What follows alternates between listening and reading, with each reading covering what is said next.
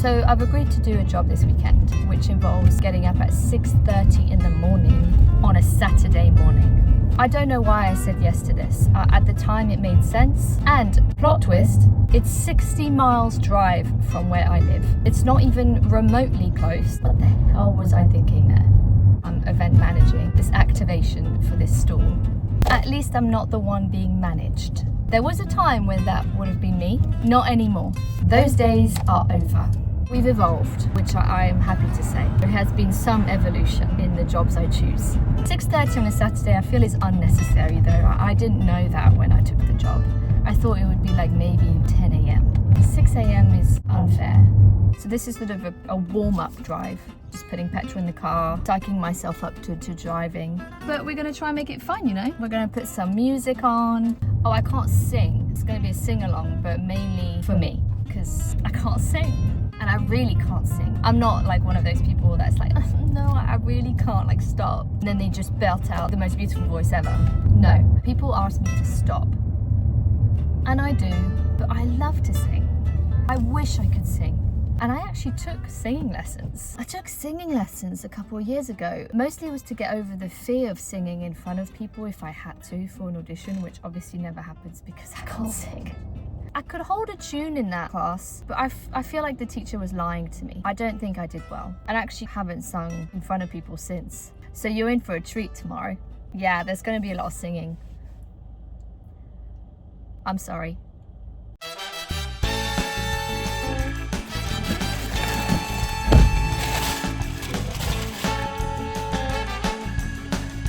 I couldn't cope with putting contact lenses in today, so I could have done with about 17 more hours of sleep there. It's so cold. Why is it so cold? It's end of April. All right, let's go. So we're on our way to Bicester Village. Has anyone ever been? It's a really exciting place. We are halfway through. It's quite nice to see the sunrise. It's quite rare for me. I'm not really a morning person. I tend to just wake up at 8:30, which I know is late. For a person in their 30s, I should be getting up at 6 or something, like most podcasts say.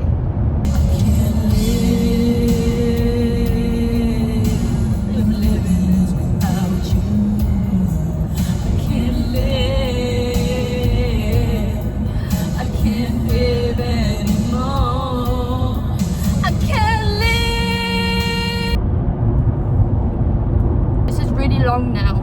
I've still got 25 minutes. I think it's gonna rain. Just typical. Talk about sunrise, embracing the sun, and I'm heading towards black clouds.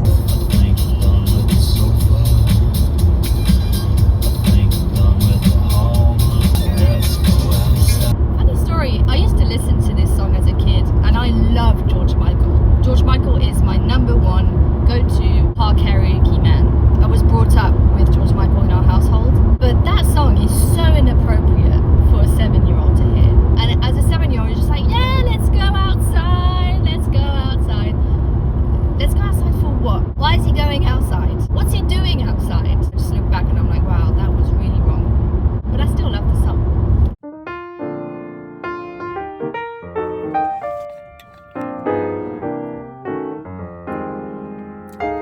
That's cold now.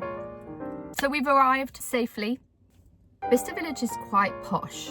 I don't come here often because I can't afford anything here, and that's just depressing. The only thing I can afford here is Pret, and even Pret's expensive now. I'm sure it'll be a fun event. I get to manage people. Apparently there's a vending machine where people can win things. It's all very exciting.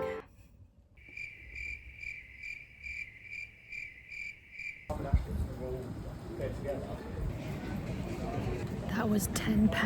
£10 for my coffee and a baguette. It's not okay.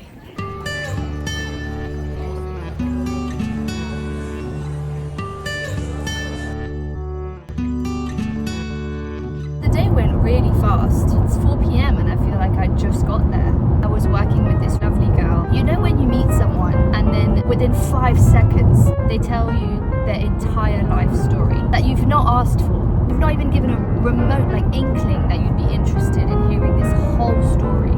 And that's that's what happened for an hour. She had just broken up with her partner like 4 days ago. It was clearly messing with her head, and she really needed to talk to someone, anyone really, about this. Because she overheard that I got engaged last year, she just assumed that I had naturally all the answers to everything regarding relationships, life.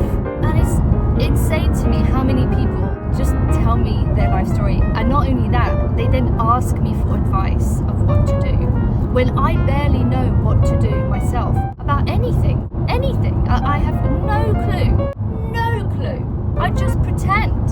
It's all about pretending. Anyway, so I think I gave some really good advice to that girl.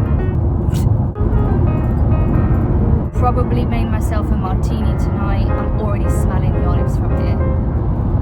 Is that bad? Am I overdoing the martinis? Maybe. Should I switch to Cosmos? Cosmos were a good time, you know. That was my go-to drink for like 7 years. But as you get older, I think you need something stronger. No, I'm kidding. We've only got 45 minutes left of this journey. Oh, this happened today. So this girl I was talking to, who's obviously 26, and to me, she's a baby. She was like, so how old are you? And I was like, I'm a lot older than you. And that's the first time where I've not wanted to say my age. Usually I don't care, but I've been quite prickly around, do I look my age now? I sort of gave her hints of my actual age, which is 34. And she didn't go, oh my God, you don't look 34. And if you don't say that to me, I'm offended. She might as well have said, wow, you look 50. That's how it felt. Is it just me? Am I a bit sensitive there? No, I actually don't think I am. If you don't tell me, oh, you look like not even 30, you're my enemy. So if you ever meet me in person, you know that that's what you need to tell me. Even if you're lying, I don't care. It doesn't cost anything to lie. Driving long distances makes you think a lot about your life. My favorite thing in the world. It makes you think of all the things that you've not done yet, you've forgotten to do. I have a wedding. I am getting married in 4 months. I have been in complete denial. I keep saying to people, I don't know what it is, I'm not stressed. Everything's working out, everything's just falling into place. And everyone I've said this to, they're laughing in my face. They go, wait for it will happen.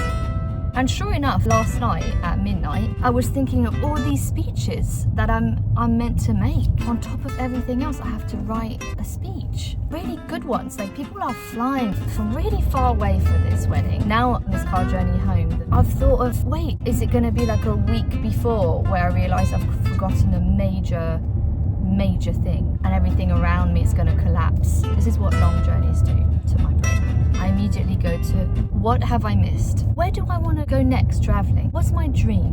What could I do if I could do anything? If I died next year, what would I be sad not to have done? That's where we're at in this car journey. We're really thinking deep here.